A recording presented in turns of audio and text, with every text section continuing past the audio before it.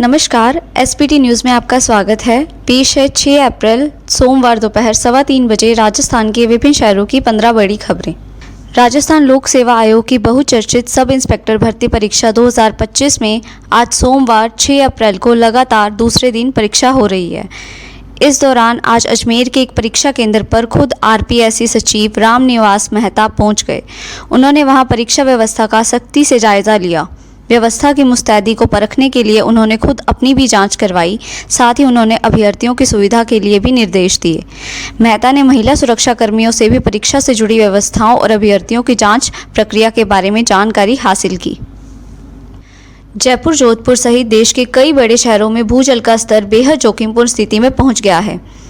IIT Roorkee के शोधकर्ताओं ने 10 लाख से अधिक आबादी वाले देश के 54 प्रमुख शहरों पर किए गए अध्ययन में इस गंभीर खतरे के प्रति आगाह किया है। हाल ही सामने आई स्टडी रिपोर्ट के अनुसार 1996 से 2023 के बीच इन 54 में से 23 शहरों में भूजल स्तर में भारी गिरावट दर्ज की गई है।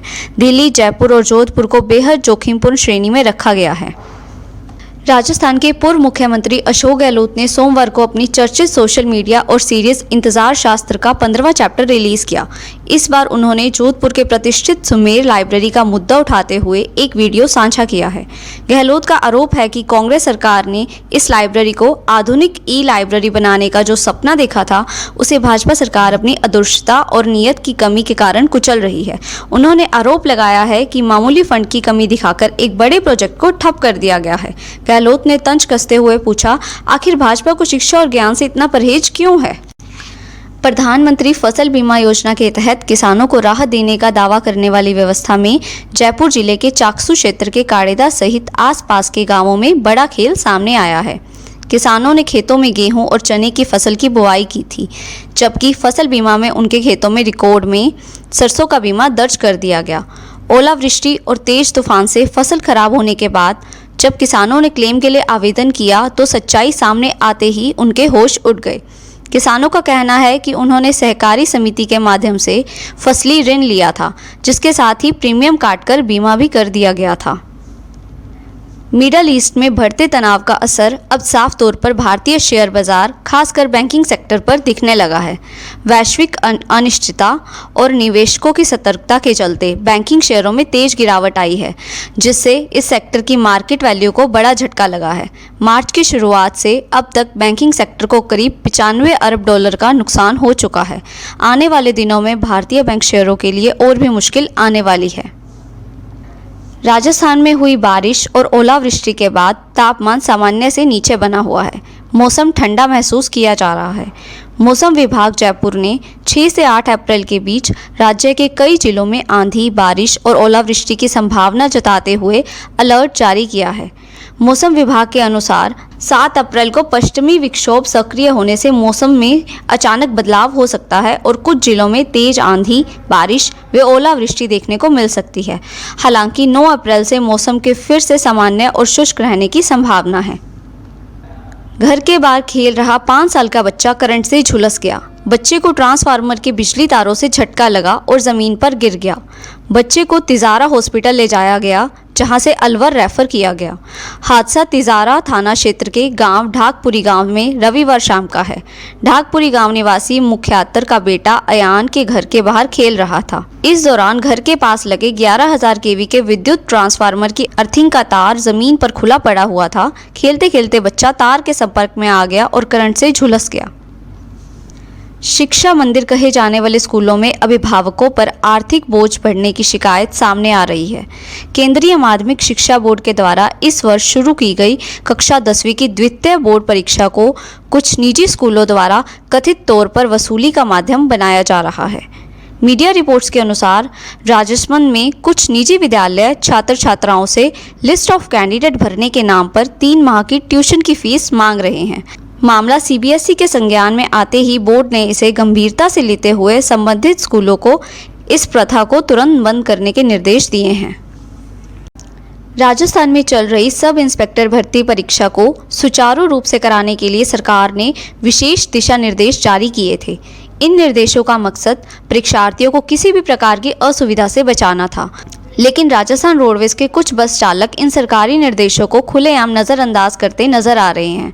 ताज़ा मामला श्री डूंगरगढ़ क्षेत्र के तोलियासर गांव का है। सरदार शहर से बीकानेर जा रही रोडवेज बस के ड्राइवर ने निर्धारित बस स्टैंड पर बस रोकने की बजाय सीधे आगे बढ़ गई। बस स्टैंड पर खड़े कई परीक्षार्थी इस लापरवाही का शिकार हो गए। राजस्थान का सीमावर्ती जिला जैसलमेर एक बार फिर देश की तेल ज़रूरतों को पूरा करने का केंद्र बन गया है। ऑयल इंडिया लिमिटेड ने थार रेगिस्तान के बागेवाला तेल क्षेत्र में उत्पादन का एक बड़ा मिल का पत्थर हासिल किया है। जोधपुर सैंडस्टोन फॉर्मेशन से होने वाले तेल उत्पादन में पिछले वर्ष की तुलना में लगभग 70% की भारी वृद्धि दर्ज की गई है।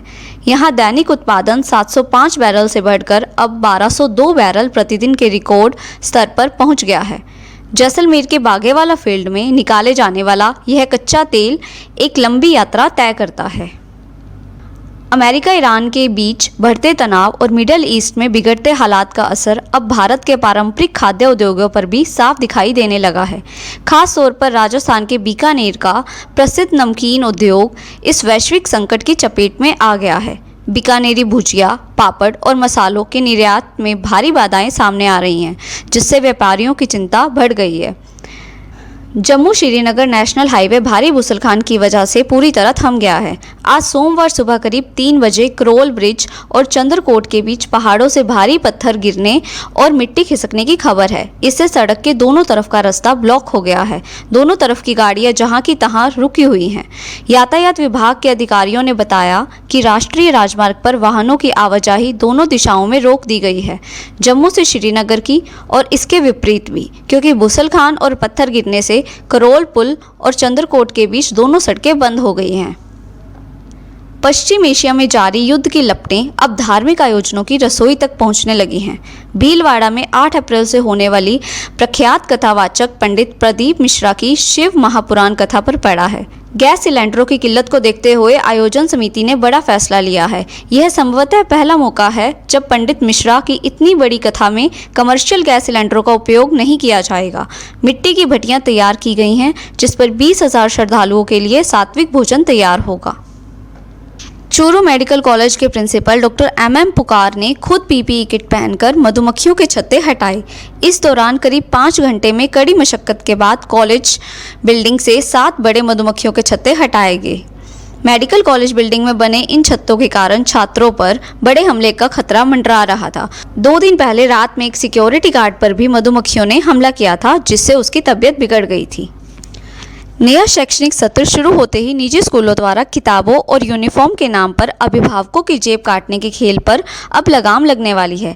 बीकानेर शिक्षा निदेशालय के सख्त निर्देशों के बाद झुंझुनू शिक्षा विभाग ने जिले के निजी स्कूलों के खिलाफ मोर्चा खोल दिया है। निजी स्कूलों की मनमानी रोकने के लिए जिले में एक शक्तिशाली निगरानी तंत्र तैनात किया गया है। अब ब्लॉक स्तर पर ब्लॉक शिक्षा अधिकारी की सीधी निगरानी में कमेटियां मैदान में उतरेंगी। प्रत्येक ब्लॉक में ब्लॉक शिक्षा अधिकारी स्वयं इस जांच दल का नेतृत्व करेंगे। फिलहाल इस बुलेटिन में इतना ही। फिर हाजिर होंगे और बड़ी खबरों के साथ। अगर आप भी अपने आसपास की छोटी बड़ी और महत्वपूर्ण खबरों से अपडेट रहना चाहते हैं तो सब्सक्राइब कीजिए हमारे चैनल SPT न्यूज को और प्रेस कीजिए बेल आइकन पर।